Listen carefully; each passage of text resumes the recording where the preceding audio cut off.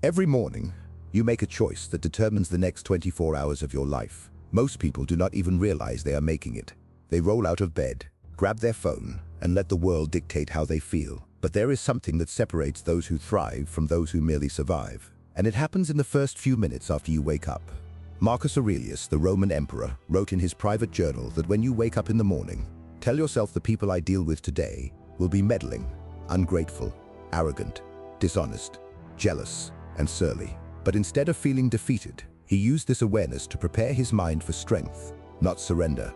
Your brain is most malleable in those precious morning moments. Neuroscience shows that your first thoughts literally influence your neural patterns, setting up automatic responses for the entire day.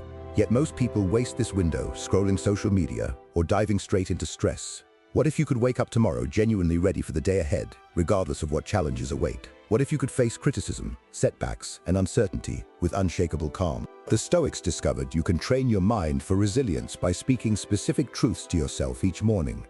Not fantasy affirmations.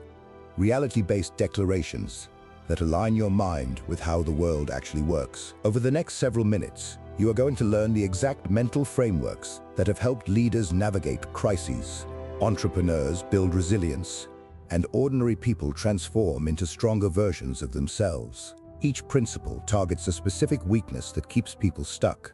Fear, comparison, lack of focus, emotional reactivity, procrastination. What separates this from typical morning routines? These principles have been tested for over 2,000 years. They worked in ancient Rome, they worked during world wars, and they work today. The Stoics were not positive thinking optimists. They were realists who developed practical tools for handling whatever life threw at them. They did not deny problems. They developed strategies for facing them with clarity and strength. Modern psychology has validated many Stoic practices. Research on cognitive reframing, locus of control, and emotional regulation echoes what these ancient philosophers taught through direct experience. But here is the requirement: consistency. These are not magic spells. They are mental training exercises that build strength through repetition. One morning will not transform you, but 30 mornings will change how you think. 90 mornings will change how you respond. A year will change who you are. The moment you accept complete responsibility for your emotional state, everything changes. This is not about blaming yourself for bad things that happen.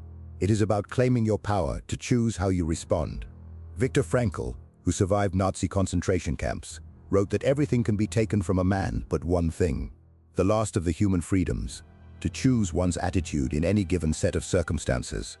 If someone could maintain emotional control in a concentration camp, you can maintain it in your daily challenges. Most people live as emotional victims. Their mood depends on traffic, weather, others' behavior, their bank account. They check their phone first thing and let notifications determine whether they will feel good or bad. This is emotional dependency, and it is why most people feel powerless in their own lives. When you declare, "I am responsible for how today feels," you are claiming independence. You are saying your happiness and peace are not for sale. You are taking ownership of the one thing no one can take: your response to what happens. This does not mean you will never feel disappointed or frustrated. It means you recognize these feelings as temporary visitors, not permanent residents. While you cannot control what happens to you, you have complete control over what happens in you. Epictetus taught that we suffer not from events themselves, but from our judgments about events. Change the judgment, change the suffering. This morning declaration rewires your brain to stop looking outward for emotional stability and start building it inward. Your peace of mind is like a fortress, and you are the gatekeeper. Every morning you must decide who and what gets permission to enter your mental space. Most people leave their gates wide open, letting every criticism, worry, and negative thought march in and set up camp. Marcus Aurelius wrote that you have power over your mind, not outside events. Realize this and you will find strength. When you declare nothing can disturb my peace without my permission, you are establishing boundaries around your inner world. Your tranquility is not a public playground where anyone can create chaos. This does not mean you become emotionless or disconnected. It means you develop what the Stoics call the discipline of assent, the ability to remain centered regardless of external turbulence. You can acknowledge that someone said something hurtful without letting it define your day. You can recognize a setback without letting it destroy your confidence.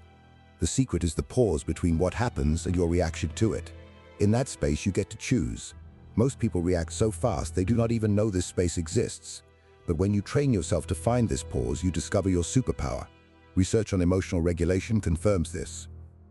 The ability to pause and choose your response rather than react automatically is one of the strongest predictors of psychological well-being and life satisfaction. Your peace is entirely in your hands, not because nothing bad happens, but because you have learned to protect what matters most. The fastest way to exhaust yourself is trying to control things completely outside your power. Yet every day, people waste enormous mental energy worrying about others' opinions, the economy, politics, and countless things they cannot influence. Epictetus taught the fundamental Stoic principle: some things are within our power, while others are not. What can you actually control? Your effort, your attitude, your words, your actions, your reactions, your decisions. That is it. Everything else is outside your influence. Other people's behavior, the past, the future, your boss's mood. Most people have this backwards. They spend 80% of their mental energy trying to control the uncontrollable while neglecting things they can actually influence. They worry about what might happen next month while ignoring what they can do today.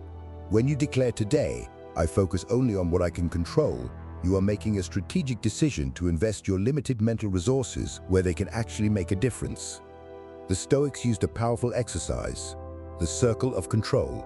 Everything exists in one of three circles: things you control completely, things you influence partially, and things you cannot control at all.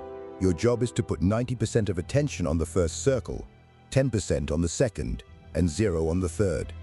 This transforms everything. Instead of waking overwhelmed by all that is going wrong, you wake energized by what you can make right in your sphere of influence. Instead of feeling powerless, you feel focused. Research on locus of control shows that people who believe they control their responses and efforts have better mental health, higher achievement, and greater life satisfaction than those who feel controlled by circumstances. Your value as a human being has nothing to do with whether you get the promotion, win the argument, or have a perfect day. Yet most people tie their self-worth to daily performance like a roller coaster that never stops. Seneca, advisor to emperors and one of Rome's wealthiest men, learned this when exiled and later forced to commit suicide. He discovered that external achievements are temporary, but inner worth is constant. Society programs us to measure ourselves by productivity, bank accounts, relationship status, achievements. We wake thinking we need to prove our worth through what we accomplish before bedtime.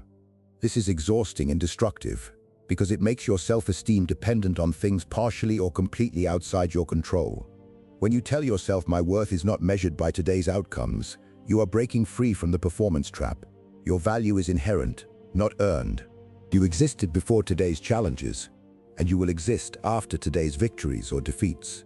This does not mean you stop trying or caring about results. It means you separate your effort from your identity. You can pursue excellence without tying your self-respect to whether you achieve it.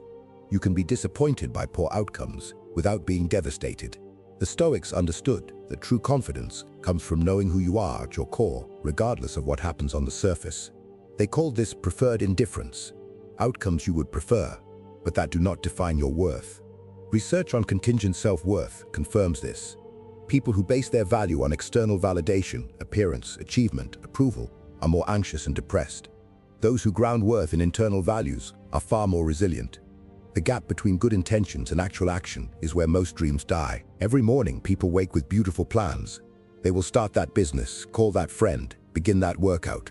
By evening, they have done nothing but think about doing something. Marcus Aurelius reminded himself that in the morning when thou risest unwillingly, let this thought be present: I am rising to the work of a human being.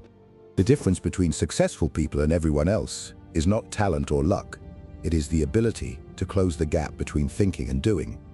While most people perfect their plans, successful people perfect their execution. When you declare, I will act, not just intend, you are committing to become a person of action rather than endless preparation. You are choosing to do things imperfectly rather than plan things perfectly, but never start. Ancient Stoicism is built on a simple premise: virtue is action. It is not enough to know what is right. You must do what is right. Knowledge without action is just entertainment. Your morning declaration creates what psychologists call implementation intention, a specific plan connecting goals to behavior. Instead of I want to exercise, you commit, I will act on my health goals. The moment you shift from intending to acting, everything changes. You stop being a spectator in your own life and become the main character. You stop waiting for permission and start creating opportunities. The same fire that melts butter hardens steel. Every morning you decide which one you will be when life turns up the heat. Most people see obstacles as punishments. The wise see them as the gymnasium where character is built and strength is forged.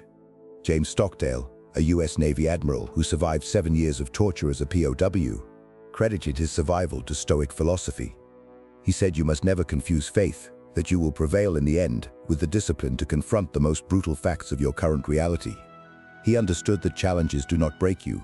They reveal what you are made of and give you the opportunity to become stronger. Right now, you are facing something difficult: financial pressure, relationship problems, health issues, career uncertainty. Your instinct might be to wish these problems away or feel sorry for yourself. But what if these challenges are not happening to you? What if they are happening for you? The Stoics had a revolutionary perspective on adversity. They saw difficulties as training exercises designed to develop character. Marcus Aurelius wrote that the impediment to action advances action. What stands in the way becomes the way. When you tell yourself every challenge is a chance to grow stronger, you are completely reframing your relationship with difficulty. Stop being a victim of circumstances and start being a student of life. This does not mean you should enjoy suffering. It means you recognize that struggle is the price of growth, and growth is the price of a meaningful life. Research on post-traumatic growth shows that people who face serious adversity often report that the experience, though painful, ultimately made them stronger, deeper, and more resilient. But only when they actively chose to extract meaning from it. A muscle only grows when it faces resistance. Character only develops when it faces challenges. Comparison is the thief of joy and the destroyer of progress, confidence, and authentic success. Every morning, millions of people wake and immediately start measuring their lives against highlight reels on social media, forgetting they are comparing their behind-the-scenes reality to someone else's carefully curated performance. Epictetus taught how much trouble he avoids who does not look to see what his neighbor says or does, but only to what he does himself. Your only meaningful competition is the person you were yesterday. Social media has turned comparison into a 24/7 addiction. You see someone's vacation photos and suddenly your life feels boring. Someone's promotion and your career feels stagnant. Someone's relationship posts and your love life feels inadequate. But you don't see their struggles, fears, failures, or private moments of doubt. When you declare, "I will not compare my journey to anyone else's," you're choosing to run your own race at your own pace, toward your own finish line. You're refusing to let others' timelines dictate your self-worth. Everyone has different starting points, resources, challenges, and definitions of success. Your journey is unique because you are unique.